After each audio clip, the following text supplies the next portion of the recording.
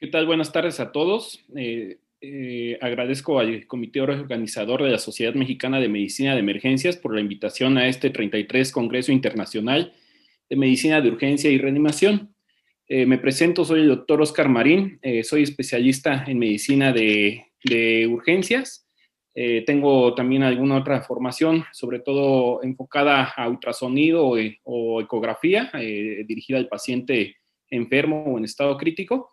Y también otros más sobre manejo del dolor en términos generales. Y bueno, tengo también una alta especialidad, que es pues el motivo por el cual me invitan a dar esta charla, que es sobre el manejo integral del paciente quemado en estado crítico. Esta alta especialidad pues la llevé a cabo en el Centro Nacional de Investigación y Atención del Paciente Quemado en el Instituto Nacional de Rehabilitación. Mi tema que me corresponde el día de hoy pues es llamado actualizaciones y perlas en el manejo del paciente gran quemado. En el transcurso de mi charla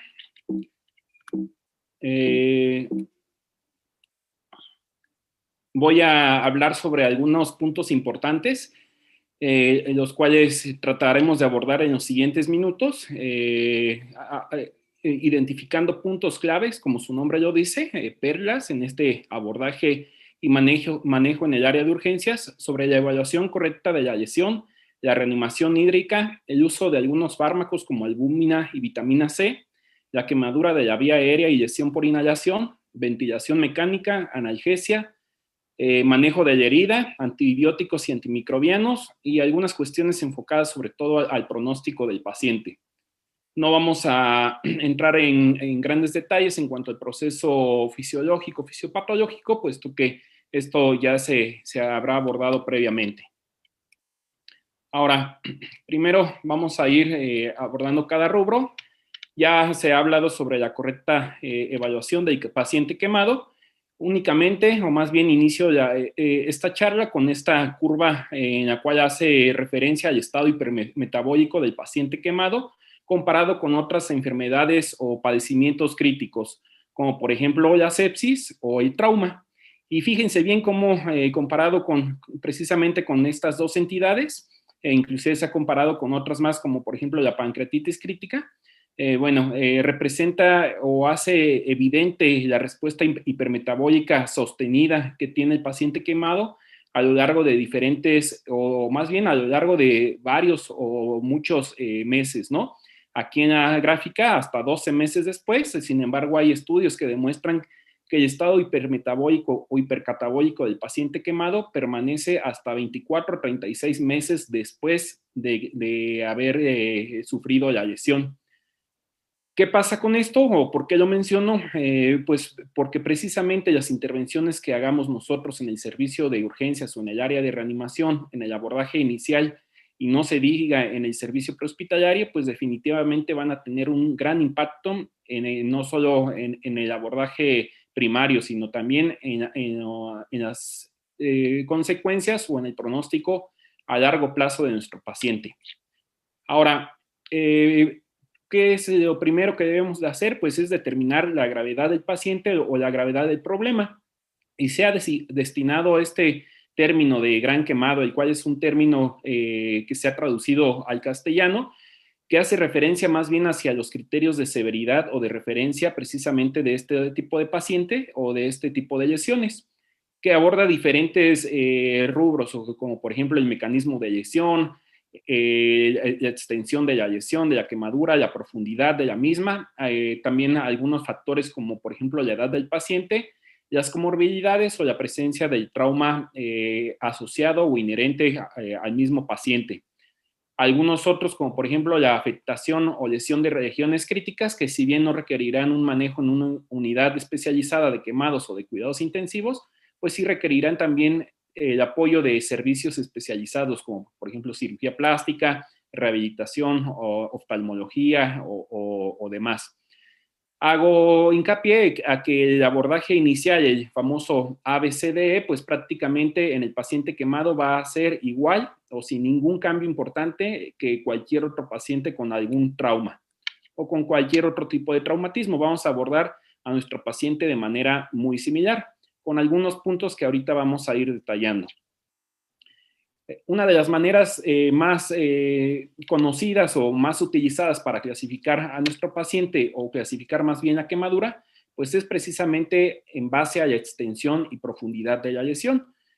En base a la extensión, pues ya tenemos varios métodos, varias estrategias, como por ejemplo la famosa regla de los 9, la palma de las manos o la tabla porcentual de Lown-Browder, ¿no? En la cual hace referencia a la extensión de los diferentes segmentos sí, a los diferentes segmentos del cuerpo. En términos generales, nos permite identificar qué paciente va a requerir una referencia hacia un centro de atención o identificar también al paciente que tiene alto riesgo de presentar un estado de choque y de requerir, por supuesto, una reanimación hídrica más dirigida. Ahora, las lesiones por quemadura pues son dinámicas y pueden progresar y convertirse en heridas más profundas. A veces nos obsesionamos mucho en el servicio de urgencias con establecer en las primeras horas o en los primeros minutos la profundidad de la lesión. Sin embargo, como ahí comentamos, se necesitan varios días para una determinación final. Hay que tomar en cuenta que son varios los factores que van a interferir para la profundidad de la quemadura, tanto el mecanismo causal como el tiempo de exposición, pero también factores del paciente, como por ejemplo el grosor de la piel, su edad, comorbilidades que afecten precisamente las diferentes capas de la piel o de los tejidos, como por ejemplo la diabetes mellitus o demás, o también algunos otros factores, como por ejemplo el riesgo de hipotermia, ¿no? Si el paciente presenta hipotermia, pues esas heridas se van a profundizar o se van a ver más afectadas en el transcurso de los días. No se diga si la reanimación es tardía, fallida o incluso también excesiva. Si el paciente cursa con una reanimación hídrica errónea o inadecuada, pues estas lesiones también se van a ver profundizadas, ¿no? En términos coloquiales. Entonces, no hay que preocuparnos tanto de saber si son quemaduras de qué profundidad. Claro, sí, diferenciar cuando se trata de una quemadura superficial a una quemadura profunda, pero recordar que son lesiones dinámicas y que van a progresar a lo largo del tiempo o de los días próximos a la lesión. ¿Por qué menciono esto? Porque es frecuente que nuestro paciente quemado se cuantifique no solo en cuanto a líquidos o estrategias de reanimación de manera errónea, sino que también se cuantifique la extensión de la lesión, por lo regular siempre a la tendencia a la alta, ¿no? Es decir, yo calculo una extensión en la mayoría de los casos mayor a lo que realmente tiene el paciente. En este punto hay que recordar que las quemaduras de primer grado no se cuantifican para determinar el porcentaje de la extensión de la quemadura. Todos hemos tenido tal vez alguna quemadura solar del 100% y el paciente no requiere una reanimación hídrica agresiva, ¿verdad? Claro, salvo los casos que requieran o que cursen con un estado de deshidratación severa, alguna exacerbación de alguna patología preexistente o un golpe de calor, pues bueno, son consideraciones independientes, ¿no? Pero en términos generales, la quemadura de primer grado no se cuantifica para el cálculo porcentual de la extensión de la herida. Por ejemplo, en la fotografía del lado derecho, nosotros podríamos decir, pues tiene una quemadura que abarca el tórax anterior y el abdomen anterior, pues tiene como mínimo un 18%. Y si está también en la parte posterior, pues otro 18%, 36%, y la región axilar, 40%, ¿no? Es un gran quemado. Y no, fíjense bien las zonas en su mayoría son zonas de hiperemia o quemaduras de primer grado. Únicamente tal vez ahí en la región abdominal pues tenemos una lesión un poco más profunda, entre comillas, porque también se ve que afecta la zona epidérmica y probablemente en la región baja del abdomen y en la región axilar del lado derecho. Si calculamos ahora, después de este aclaramiento de que las quemaduras de primer grado no se cuantifican, pues pasamos de tener un 40% tal vez a como máximo un 3, 4, 5%, ¿no? Ese porcentaje de un 40 a un 4 o 5%, pues definitivamente va a impactar en el cálculo del volumen total para la hora de la reanimación de mi paciente, independientemente de la fórmula que yo pudiera considerar para el inicio de la reanimación. Ya entrando en este concepto, la reanimación hídrica, hay que reconocer que básicamente dos determinantes van a guiar o van a inferir directamente en estimación inicial del volumen a infundir. Estas dos determinantes, pues, es el tamaño de la quemadura y el tamaño de la persona. Cuanto mayor sea una que otra, pues mayor va a ser el volumen de líquido a infundir. Ahora bien, ¿por qué el punto de corte, por ejemplo, en este famoso término del paciente gran quemado o de los criterios de referencia de severidad, por qué el punto de corte de 10%, 20% o 25% de superficie corporal quemada? Recordemos que el 20%, alguna literatura, el 25% en los adultos y 10% en extremos de la vida, de quemaduras de espesor parcial o espesor profundo, ya se consideran como dentro de este rubro de pacientes críticos o paciente gran quemado, es precisamente por la probabilidad de que mi paciente desarrolle un estado de choque. Un paciente adulto con una quemadura de espesor parcial o espesor profundo mayor al 20% es más probable que desarrolle un estado de choque. Un paciente pediátrico o adulto mayor, extremos de la vida, con quemadura de espesor parcial profundo o de espesor total mayor al 10%, pues es también más probable que desarrolle un estado de choque y por ende va a requerir una reanimación pues más dirigida. Ahora, no quiere decir que esta sea una regla tal cual. Si mi paciente tiene una quemadura del 19%, del 15% adulto joven y desarrolla un estado de choque, pues yo debo de dirigir mi reanimación hídrica para corregir o para reponer el volumen secundario al estado de choque en sus diferentes variables que vamos a ir abordando. Otros factores que interfieren en la reanimación hídrica, pues es la edad del paciente, ya comentábamos por qué, también por la composición hídrica corporal en las diferentes etapas de la vida, también algunas, como por ejemplo las comorbilidades. Un paciente con insuficiencia hepática crónica, enfermedad renal terminal o falla cardíaca avanzada, pues evidentemente voy a tener una limitación para la reanimación o reposición hídrica. El embarazo también, por ejemplo, es otra limitante. Y también, por ejemplo, el trauma asociado. Si yo tengo un paciente quemado, pero con un trauma de abdomen y tengo un FAS positivo, pues evidentemente ahí no le voy a calcular ninguna fórmula, ¿verdad? Debo de buscar por qué tiene FAS positivo el paciente. O, por ejemplo, un trauma de cráneo, ¿no? Una fractura de pelvis o demás que sí impacte directamente en que yo tenga que modificar o reordenar mi reanimación hídrica. Hay que considerar no nada más la extensión de la quemadura, también algunas otras pérdidas por evaporación, también, por ejemplo, el paciente sano que llega a hacer depresión miocárdica temprana, el riesgo de hipotermia con el que puede cursar mi paciente, y también algunas otras alteraciones, como por ejemplo la ansiedad, la taquicardia por ansiedad, el dolor, un dolor mal controlado o también un dolor que no he logrado identificar la causa, en su mayoría por un trauma asociado, el deterioro neurológico, como por ejemplo en la intoxicación por monóxido de carbono o cuando mi paciente cursa con una arritmia, por ejemplo en la lesión por corriente eléctrica, ¿no? Ahí definitivamente son circunstancias que van a hacer que yo modifique mis estrategias de reanimación. Todo mundo ha escuchado sobre las diferentes fórmulas, las más utilizadas, la fórmula de Brook y la fórmula de Parkland, en las cuales hacen referencia, ya decíamos, a un volumen de 2 a 4 mililitros, basándonos en la superficie corporal del paciente, decíamos, en la extensión de la quemadura y en el tamaño de la persona, en este caso, en los kilogramos de peso, ¿no?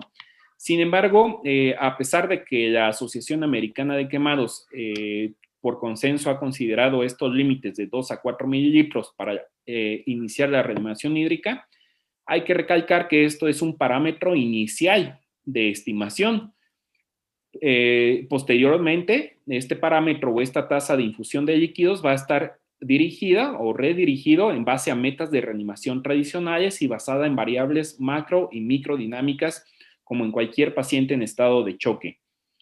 Y también, evidentemente, como en cualquier, o más bien dependiendo de los recursos que yo tenga acceso para precisamente el monitoreo y a las bases o metas que yo esté considerando en ese momento para mi paciente. Nuevamente, hacer hincapié que adherirse estrictamente a una fórmula puede resultar en una reanimación insuficiente o excesiva. Excesiva, el famoso fenómeno de fluid creep, ¿no? Cuando yo obtengo o más bien administro volúmenes altos o volúmenes muy grandes de líquidos, en su mayoría de los casos por adherirme a una fórmula, ¿no? Resulta atractivo decir, pues tengo una fórmula para 24 horas, pues tengo resuelto el problema 24 horas. Sin embargo, no es así, ¿no? Ya hemos recalcado por qué y ahorita vamos a ir viendo algunas otras consideraciones. La principal de ellas es entender o reconocer que cada paciente responde de manera diferente a la quemadura y sobre todo a la reanimación. Ya decíamos, dependiendo de las comorbilidades o algunos otros factores asociados que sean propios o específicos de mi paciente a tratar. Ahora, si bien es cierto, las fórmulas no van a ser la guía durante 24 horas, sino nada más una estimación inicial, también otros factores como por ejemplo el monitoreo a través del uresis, pues hoy en día vemos que se han venido modificando, ¿no? Recuerden que este es un tema o una charla sobre las perlas en el manejo del paciente quemado. Y normalmente este es algo que nosotros hemos adoptado como totalmente cierto, de que el monitoreo de la reanimación hídrica debe ser guiada mediante la uresis o la producción de orina. Sin embargo, hay que recordar que la falla renal aguda normalmente obedece a diferentes factores, desde el estado de choque o de depresión miocárdica hasta otros como por ejemplo la liberación de sustancias neurohormonales o citocinas, que afectan directamente al riñón, como cualquier órgano que llega a fallar, ¿no? Secundario a la liberación de estas sustancias. Y también, por ejemplo, otro factor que cursa mi paciente quemado, pues es el desarrollo de rhabdomiólisis, ¿no? Todos estos factores van a hacer que mi función renal se vea alterada y pues evidentemente yo no puedo suponer o asumir que si mi uresis está disminuida es porque le falta líquido, ¿no? Esa tendencia que actualmente va cada vez más en desuso, pero se hizo o todo surgió de la conjetura en que pues al ser la falla renal aguda la complicación más común en el paciente quemado, pues se pensaba, o en algunos todavía se piensa, que la calidad de la reanimación puede verse reflejada en la producción de orina. Y ya veíamos que no es así. La falla renal es multifactorial y la uresis además no representa el flujo sanguíneo renal y mucho menos el flujo sanguíneo o más bien el gasto cardíaco, ¿no? Y el flujo sanguíneo de los diferentes órganos y sistemas. No es una representación directa o lineal.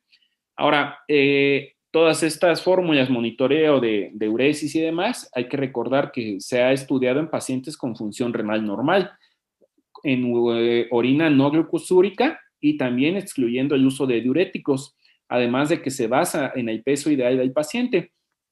Si nos damos cuenta, pues son pocos los pacientes los que atendemos realmente que entrarían dentro de estos parámetros. Y recuerden, todas las fórmulas o ensayos preclínicos sobre el monitoreo de la uresis para la reanimación hídrica del quemado se hicieron para mantener el gasto cardíaco, no el gasto urinario. Por eso es que en la diapositiva anterior yo decía que se debe de basar en base a metas de reanimación tradicionales, ¿no? Basándonos en variables macro y microdinámicas. Ahora bien, ¿cómo hago el monitoreo? Pues depende, ¿no? Depende con qué recursos tengo en mi unidad, que pueden ser desde los que ya conocemos, lactato, déficit de base, ácidos metabólicos, hemoglobina, hematocrito, signos vitales, no hay que olvidarnos de ellos, línea arterial o cualquier monitoreo invasivo o mínimamente invasivo. Y hoy mucho en uso, por ejemplo, el uso de ultrasonido enfocado, ¿no? Pero, por ejemplo, vean esta imagen, este paciente, donde le hago la ventana por ultrasonido. Es difícil, ¿no? dónde le tomo la presión arterial o dónde le pongo los electrodos del monitor. Es realmente difícil, entonces todo esto va a depender de varios factores. El monitoreo va a ser de los diferentes dispositivos o de las diferentes estrategias invasivas o no invasivas que yo domine, con las que cuente yo en unidad de atención de pacientes, y también las que nos permita el estado del paciente, ¿no? Por ejemplo, en este caso, pues, el monitoreo pues, puede resultar muy difícil, ¿no? Pero, nuevamente insistir, no hay que decir o creer, a pesar de que decimos es atractivo, que la reanimación va a cursar sin cambios 24 horas, ¿no? Y mágicamente en 24 horas después, pues ahora sí, ¿no? Hay que hacer algún ajuste, pero me puedo despreocupar todo un día, ¿no? No es así. Fíjense, por ejemplo, en esta imagen del lado izquierdo vemos vemos tejido intersticial antes de la reanimación y vemos en la imagen del lado derecha el mismo tejido después de la reanimación, ¿no? Evidentemente esto mediante microscopía electrónica. De un lado vemos un capilar con su glucocálix conservado, ¿no? Las membranas basal y las células periféricas del intersticio, con una adecuada estructura y conformación. Y del lado derecho vemos cómo el glucocálix está perdido en los diferentes capilares o vasos sanguíneos que ahí se ven. Y vemos cómo hay, dice ahí, edema tisular, ¿no? Extravasación de líquido intravascular en el intersticio, ¿no? ¿Qué pasó aquí? Pues seguramente mi paciente está sobrereanimado y así como está este tejido, pues así está el pulmón, así está el corazón, así está el riñón, así está el intestino y los tejidos periféricos, ¿no? El riesgo evidentemente es el desarrollo de síndrome compartimental. Ahora, ¿qué puedo hacer para evitar esta sobrereanimación? Ya decíamos, un adecuado cálculo porcentual de la superficie quemada, excluyendo las quemaduras de primer grado, evitar el uso de fórmulas durante 24 horas, adecuar mi reanimación en base a metas dirigidas con variables dinámicas y también, por ejemplo, la implementación de algunas otras estrategias como lo es la albúmina y la vitamina C. Estos se han conocido, se conocen como ahorradores de líquidos, ahí entrecomillado. Y bueno, ¿qué hemos utilizado? Se ha utilizado albúmina al 5%, sin embargo, el momento exacto, la dosis y la población de pacientes beneficiados, pues sigue siendo controvertido. Sin embargo, sí es una estrategia que está bien documentada que funciona y que debe de administrarse y que disminuye invariablemente el volumen de líquidos a infundir. Y luego, claro, es cierto, no se ha demostrado que disminuye la mortalidad de mi paciente quemado, esto a 28, 30, 60, 90 días, no disminuye la mortalidad, pero sí disminuye complicaciones graves de mi paciente, sí disminuye la evidencia o más bien disminuye considerablemente el volumen de líquido infundido respecto a la reanimación únicamente con cristaloides. ¿En qué se traduce esto? Pues se traduce en una menor sobrecarga hídrica y en una menor serie de complicaciones asociadas a esa sobrecarga hídrica, como por ejemplo el síndrome compartimental de extremidades, la hipertensión intraabdominal, el síndrome compartimental abdominal, el edema pulmonar, edema neurológico, una menor disminución en los días de estancia hospitalaria, disminución en los días de ventilación mecánica. Entonces, si bien es cierto que no se ve o no se traduce en mortalidad, pero sí la sobrevida o el pronóstico de mi paciente que no va a morir o que no cae dentro del rango de mortalidad, sino mi paciente que sobrevive, pues no es lo mismo un paciente con fasciotomías o un abdomen abierto por el síndrome compartimental o con días de estancia y ventilación mecánica prolongada a un paciente que no tuvo estas complicaciones asociadas a la sobrereanimación hídrica. Entonces, la mortalidad no puede ser el punto de corte para decir tajantemente que se utiliza o no se utiliza albúmina. La verdad es que sí se utiliza albúmina, siempre se utiliza. Hay protocolos que la utilizan desde las 8 horas después de la quemadura, algunos otros a las 12 horas. En términos generales, dentro de las primeras 24 horas es bien aceptado. Y bueno, otra estrategia es el uso de vitamina C a altas dosis. La dosis propuesta, 66 miligramos por kilogramo de peso por hora del paciente. Si tienen una calculadora a la mano, pues se darán cuenta que es una dosis muy alta. El principio es que pues, la liberación o la destrucción endotelial pues, de los vasos sanguíneos, la destrucción del endotelio, pues libera, ¿no?, especies reactivas de oxígeno, lo cual genera mayor permeabilidad de los vasos sanguíneos. Con ello genera una extravasación de líquido intravascular hacia el intersticio. Y bueno, teóricamente la terapia antioxidante podría ayudar a disminuir este mecanismo. Sin embargo,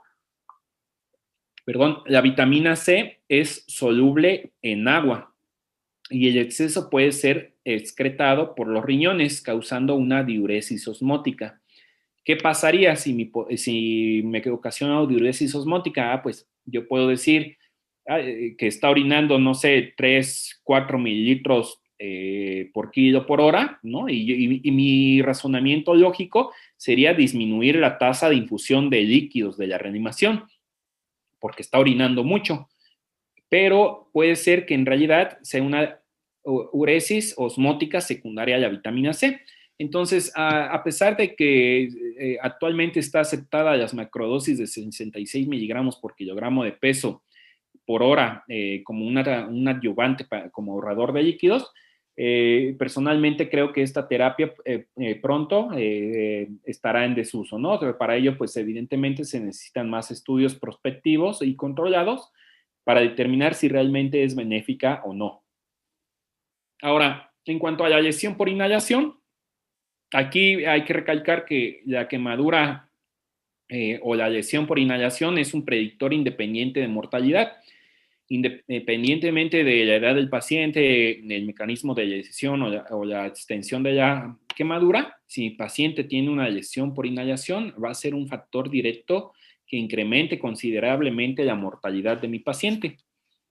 Esto se da por 3 mecanismos: una lesión térmica de la vía aérea superior, supraglótica, lesión química de la vía aérea inferior, la cual puede ser supra e infraglótica, y por la toxicidad sistémica debido a los productos de la combustión, principalmente monóxido de carbono y cianuro. Ahora, aquí siempre hay una disyuntiva entre el paciente con quemadura profunda y extensa de cara y cuello, en la cual a la apertura de la orofaringe y laringe podemos observar eritema, edema o zonas ulceradas. Pues ese paciente seguramente requerirá un manejo avanzado de la vía aérea, porque evidentemente ya documentamos la quemadura de vía aérea superior, pero está de otro paciente con quemadura superficial, quemaduras superficiales o quemadura facial superficial, las quemaduras de cejas, vibrisas, que llega caminando, con un poco de tos, con ronquera, disfonía. Ese paciente siempre nos causa dudas si debemos de quemarlo o no. Perdón, si debemos de intubarlo o no. Por ejemplo, en el paciente que se quema posterior a que explota el tanque o el boiler de gas, ¿no? Ese paciente a veces llega inclusive caminando con una saturación normal, un estado de conciencia no alterado. Ese paciente es al cual nos causa un poquito más de incertidumbre, ¿no? Sin embargo, hay que reconocer que el paciente quemado, que sí tiene una quemadura documentada, una quemadura grave de la vía aérea superior, una quemadura facial también o de cuello, se puede encontrar en un escenario catastrófico en el cual no se puede intubar y no se puede ventilar. Además, la vía aérea se volverá edematosa durante las siguientes horas, sobre todo una vez que se ha iniciado la reanimación hídrica, y aunque no esté quemada, precisamente por la resistencia o la baja resistencia del tejido pues a la sobrecarga o al edema intersticial, ¿no? Una vía aérea puede ocluirse después de la evaluación inicial, y bueno, una herramienta que tenemos en el servicio de urgencias pues es la laringoscopía con el paciente despierto, que puede ser una herramienta útil para evaluar las quemaduras de vía aérea superior y evitará intubaciones innecesarias. Una intubación y sedación innecesaria podría empeorar la condición del paciente, ¿no? Mayor exposición a ventilación mecánica, infecciones nosocomiales, infecciones asociadas a esta ventilación, el riesgo de broncoaspiración y demás. Y bueno, hay que valorar siempre a mi paciente, ¿no? Ahora, en la vía aérea inferior, pues aquí ocurre que las partículas de humo se depositan en la mucosa broncoalveolar, lo que conduce a daño de las células epiteliales, lo que ocasiona mayor broncorrea, obstrucción de las vías respiratorias menores o más pequeñas, atelectasias y un mayor riesgo de neumonía. Normalmente podemos observar una radiografía de tórax normal, pero el diagnóstico de certeza será mediante fibrobroncoscopía. Es cierto que la mayoría de los servicios de urgencia no cuenta con un broncoscopio, ahí en la sala de choque, pero sí debo de entender que ese es el tratamiento, más bien es la estrategia diagnóstica y terapéutica de elección para mi paciente con quemadura de vía aérea. Aquí vemos los diferentes grados, ¿no? Por ejemplo, si mi paciente se hace una broncoscopía y observo un grado 0, pues evidentemente ese paciente seguramente no se debió de haber intubado. ¿Me explico? Ahora, ¿qué pasa con, por ejemplo, un paciente con una quemadura grado 4? Ese paciente, el pronóstico es fatal. Que si nos toca en el servicio de urgencias, pues si yo voy a intubar o ya he decidido intubar a mi paciente, seleccionar un tubo endotraqueal con el mayor diámetro posible o permitido para el manejo de la vía aérea en ese paciente. Cualquier paciente que intubo tiene riesgo de que se tape el tubo endotraqueal. Imagínense un paciente con quemadura o con depósito de material de la combustión, que además cursa con broncorrea, desprendimiento de tejido mucociliar por la quemadura, pues ese tubo endotraqueal se va a tapar, ¿no? Entonces yo debo ofrecer a mi paciente un tubo endotraqueal de mayor diámetro posible para ese paciente, con las diferentes fórmulas basadas en el tamaño también de mi enfermo, ¿no? De mi paciente que voy a intubar. Además, decíamos que permita introducir, o que el diámetro interno permita introducir el broncoscopio, ¿vale? Ahora, el tercer mecanismo, decíamos, es la toxicidad sistémica, en la cual la afinidad de la hemoglobina por el monóxido de carbono es de 200 a 250 veces mayor que el oxígeno, y se puede observar inicialmente una disminución de la presión arterial de oxígeno en la gasometría. Sin embargo, el diagnóstico o el gold estándar para el diagnóstico son los niveles de carboxhemoglobina demostrados en sangre arterial. Hay que tener en cuenta o valorar bien al paciente con deterioro neurológico. Ya decíamos, el paciente quemado puede tener otros traumas asociados. El deterioro neurológico se puede deber a un trauma de cráneo o se puede deber a un estado de choque severo o profundo, pero también se puede deber a la intoxicación, decíamos, por monóxido de carbono o cianuro, ¿vale? Ahora, en este punto, la principal preocupación pues es decidir si se debe colocar o no un tubo endotraqueal. Invariablemente hay varias estrategias para el tratamiento de la quemadura de vía aérea superior o supraglótica e infraglótica, como por ejemplo, y la toxicidad sistémica también, como por ejemplo el uso de oxígeno suplementario a alto flujo. El uso de oxígeno al 100% disminuye la afinidad de la hemoglobina por el monóxido de carbono. Aproximadamente esta disociación acorta de 4 horas a menos de 1 hora. También se ha propuesto el uso de oxígeno hiperbárico, sin embargo esto pues no está adecuadamente estudiado, ya que implica el traslado del paciente a una cámara hiperbárica. Evidentemente pues eso es muy, muy difícil, sobre todo si se encuentra en estado crítico o en estado de choque. Y algunas otras estrategias, como por ejemplo el uso de heparina nebulizada o N-acetilcisteína al 20% nebulizada también. Esas son estrategias que se han venido estudiando con diferentes estrategias, dosis o diferentes tiempos de administración, ¿no? Ahora, yo debo considerar que si mi paciente con quemadura de la vía aérea o lesión por inhalación no responde a ninguna de estas estrategias, pues bueno, utilizaré las estrategias de la ventilación mecánica, pero también habré que demostrar o descartar algún otro trauma, como por ejemplo un neumotórax o demás, ¿vale? Ahora, en cuanto a la ventilación mecánica, aquí hay que reconocer que no existe una apartado exclusivo para el paciente quemado en cuanto a las estrategias de ventilación pulmonar. En realidad, las estrategias de ventilación pulmonar protectora con los parámetros de protección pulmonar estándar son las que se utilizan en mi paciente que he decidido intubar. PIP y FIO2 individualizadas, monitorear los casos de intoxicación por monóxido de carbono, frecuencia respiratoria adecuada para lograr el pH y la CO2 deseados, limitar las asincronías, sobre todo en las primeras 24 horas, el control de algunos otros parámetros como la presión de distensión o driving pressure y la presión meseta.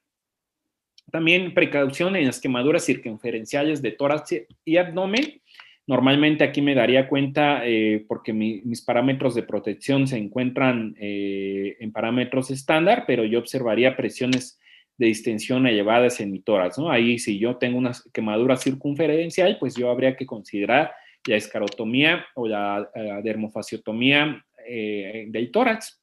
Hay que evitar la lesión pulmonar inducida por la ventilación mecánica, pero a pesar de ello, se dice que hasta un 40% de los pacientes intubados desarrollará síndrome de dificultad respiratoria aguda, o el famoso SIRA. Aquí pues vamos a utilizar algunas estrategias de rescate, como por ejemplo la relajación muscular o la posición prono, y algunas otras estrategias descritas pero poco estudiadas todavía, pues es la oxigenación por membrana extracorpórea, el famoso ECMO, y la ventilación oscilatoria de alta frecuencia. Decíamos, estrategias que apenas se están utilizando en otras áreas de la medicina o que se está teniendo una mayor experiencia, pero en el paciente quemado todavía no se tiene una recomendación sólida o fundamentada. Que si se ha utilizado, pues es el bloqueo muscular o la relajación neuromuscular. Sin embargo, esto debe ser con cautela en el paciente quemado debido a la destrucción de la unidad neuromuscular. Imagínense, yo voy a usar relajantes neuromusculares, pero resulta que mi paciente con quemadura del 80% tiene destrucción de la placa neuromuscular. Hay que tener cuidado, sobre todo con fármacos despolarizantes, que indudablemente requerirán una mayor dosis para lograr el efecto deseado, pero el riesgo de hipercalemia por los fármacos despolarizantes y por la destrucción del tejido, pues es mayor, ¿no? Otras estrategias es la ventilación en posición prono. Sin embargo, ya decíamos, el paciente enfrentará grandes retos como pérdida de accesos vasculares y sondas fijadas a piel quemada, lesión en puntos de presión, pérdidas de injertos, aumentos de la presión intraabdominal. Ya decíamos, además, si yo sobrereanimo a mi paciente, el riesgo de hipertensión intraabdominal es mayor. Aumento de las secreciones bronquiales, sobre todo si existe una lesión por inhalación, y problemas para la alimentación o nutrición del paciente.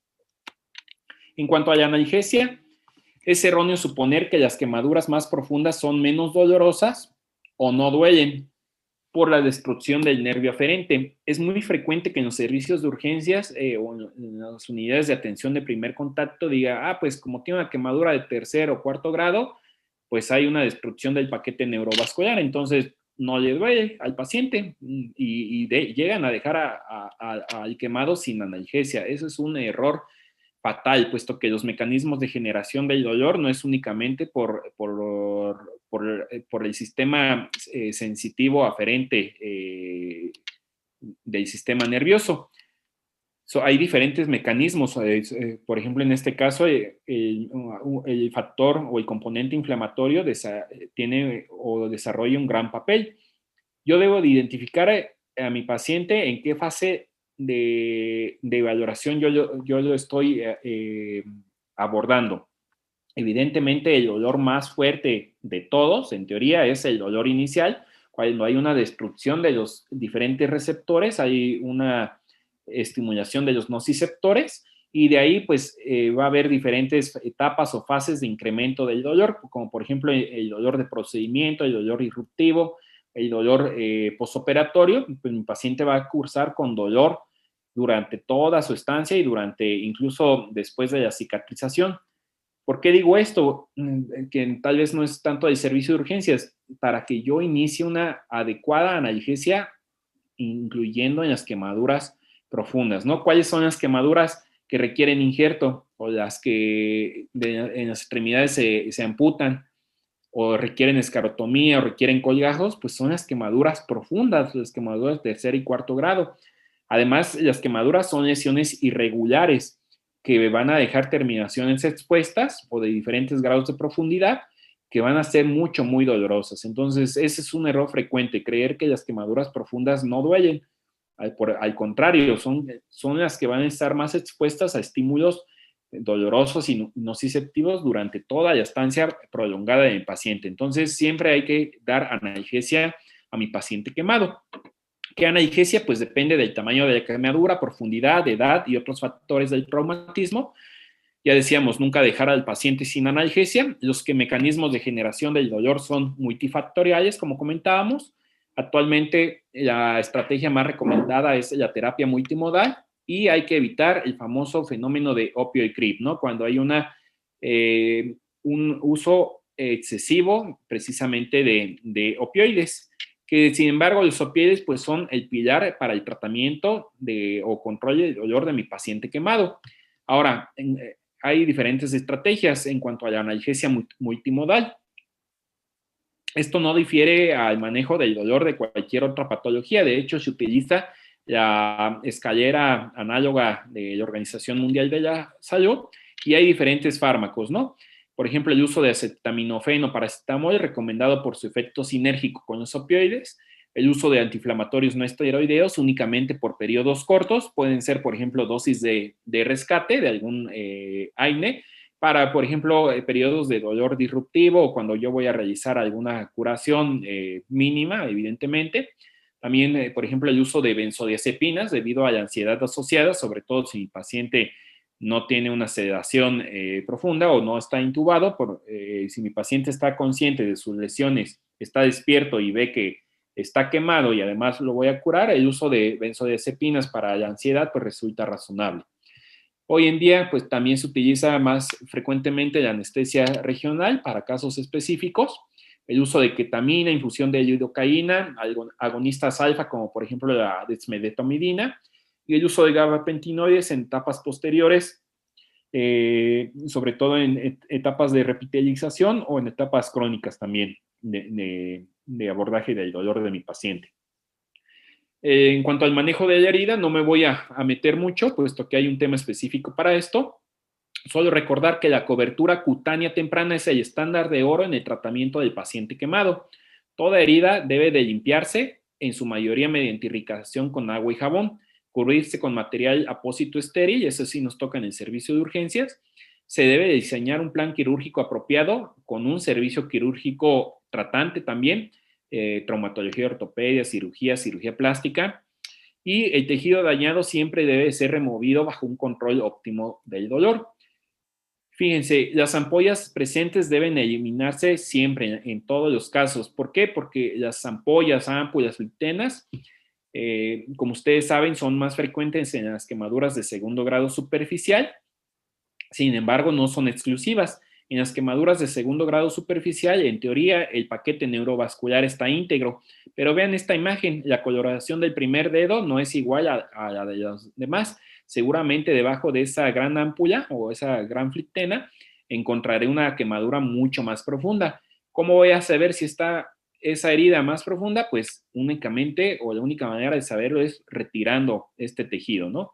De hecho, la decisión tangencial temprana es la estrategia que atenúa el estado hipermetabólico, reduce el riesgo de infección y mejora los resultados clínicos, ¿no? También se debe evaluar siempre el riesgo de síndrome compartimental, en este caso de extremidades, pero evaluarlo de manera clínica puede ser difícil, ¿no? Hipotermia, pues la extremidad quemada va a estar fría. Dolor, la extremidad quemada va a ser dolorosa, ¿no? Palidez, parestesia, igual, ¿no? Entonces, mi famosa valoración clínica del síndrome compartimental en extremidad quemada, pues puede ser poco útil, ¿no? Sin embargo, ¿qué sí es útil? Pues si yo tengo una quemadura circunferencial, noto el tejido indurado, un dolor mayor en el paciente, pues yo puedo sospechar de esto, ¿no? Ahora, el síndrome compartimental también puede ocurrir en extremidades no quemadas y principalmente se asocia a una sobrereanimación hídrica, ¿no? Ya decíamos por la fuga intersticial en el tejido periférico, ¿no? ¿Qué podemos utilizar? Pues, por ejemplo, la ecografía Doppler, esta sí puede ser de gran utilidad.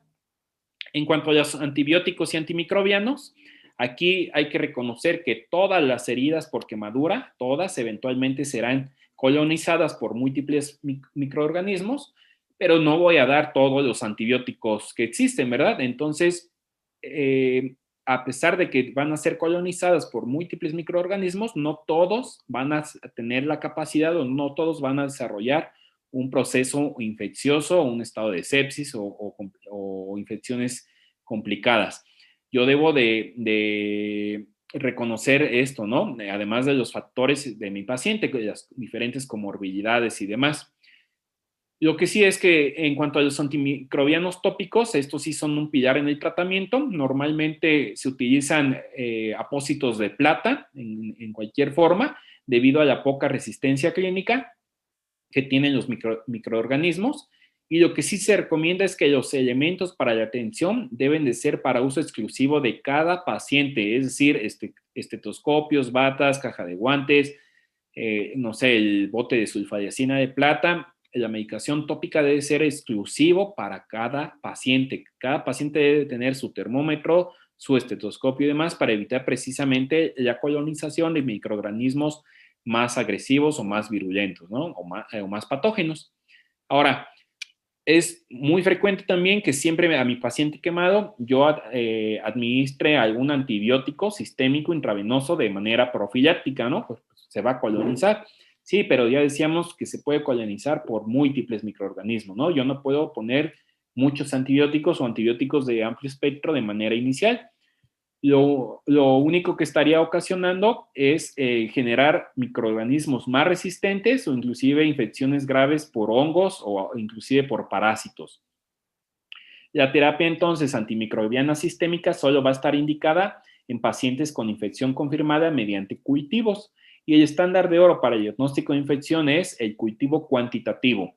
Además de, ya decíamos, hemocultivos y cultivos de zonas quemadas, no quemadas y secreciones bronquiales, urocultivo y demás, ¿vale?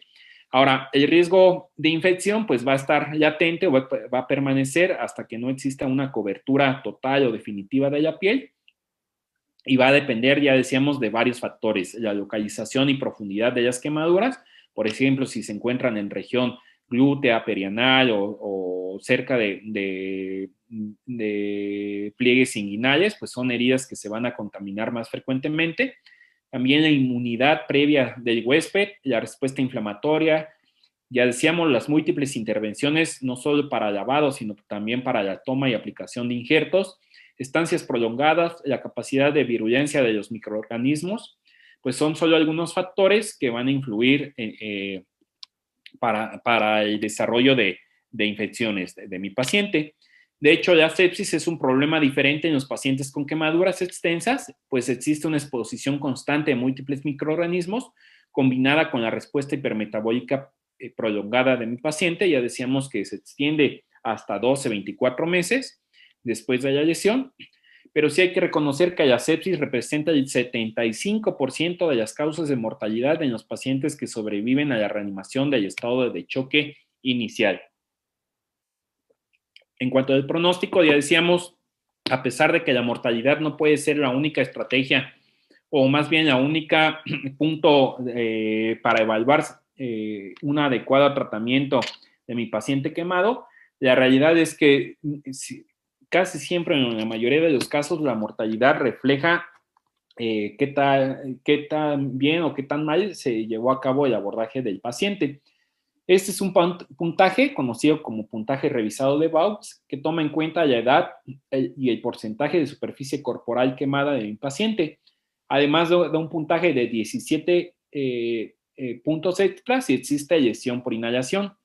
Por ejemplo, si yo tengo un paciente de 40 años con quemadura del 60% de extensión, pues 40 más 60 son 100. Y además tiene quemadura de vía aérea o lesión por inhalación, son 117. Yo ubico el puntaje en la parte superior, 117 correspondería a una mortalidad aproximada del 60%. Es decir, yo trazo una línea en perpendicular. y yo puedo estimar con esta regla o con este nomograma el porcentaje de mortalidad de mi paciente. Es realmente fácil de valorar. Ahora, otros puntos importantes a considerar que muchos les genera controversia, pues es el uso de betabloqueadores, los cuales más recomendado el propanolol, se utiliza para atenuar los efectos nocivos del hipermetabolismo, pero únicamente va a estar indicado en fases tardías de la atención del paciente quemado. Evidentemente, en la fase aguda o hiperaguda, durante la reanimación del estado de choque, pues no va a estar indicado, pero sí va a estar en las etapas crónicas del paciente, ¿no? Hay que reconocer que debido a la respuesta hiperadrenérgica, inclusive se considera que una frecuencia cardíaca de 120 latidos por minuto hasta 130 latidos por minuto puede ser considerada como normal en mi paciente quemado. Precisamente esta respuesta hiperadrenérgica pues ocasiona un aumento en el catabolismo o un hipercatabolismo en mi paciente, y ese es el objetivo del beta bloqueador, ¿no? Lograr disminuir los requerimientos calóricos y los requerimientos de oxígeno periférico. La dosis recomendada de propanolol es de 0.1 a 3 miligramos por kilogramo día para lograr una disminución de la frecuencia cardíaca del 25%. Y otras que siempre también suele ser duda para el tratamiento, pues es la terapia hormonal.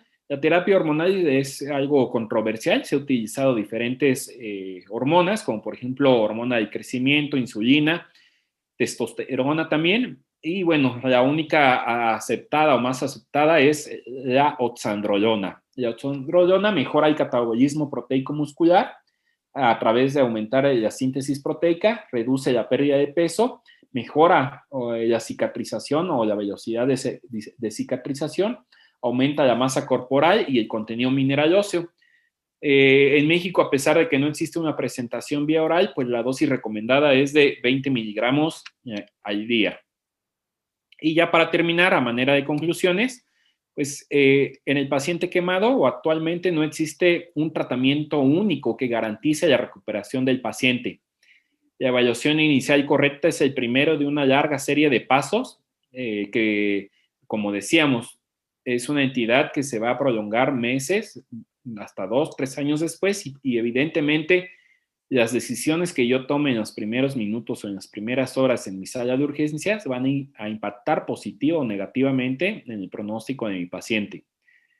La idoneidad de la reanimación va más allá del cumplimiento estricto de cualquier fórmula.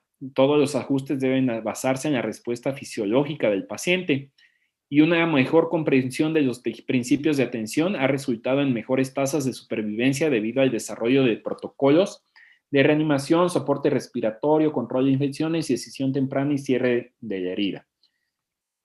Realmente la lesión cutánea por quemadura o la quemadura en sí es solamente la punta del iceberg de las diferentes complicaciones y los diferentes las diferentes situaciones por las cuales va a cursar mi paciente. Hay una lista grande de ellas, pero recordar que al final la toma de decisiones o lo que yo haga se va a ver reflejado hasta que yo egrese a mi paciente, hasta las etapas de rehabilitación o las etapas pues que ya no son propias del servicio de urgencia, pero ya decíamos si va a impactar a favor o en contra las decisiones que yo tome. Si no hay mayor aportación, espero que haya sido de su agrado esta charla para todos ustedes. Para mí es un honor haber compartido esta clase. Espero que sea de gran utilidad para todos ustedes, y nuevamente agradecer al comité organizador de este fantástico congreso. Muchas gracias.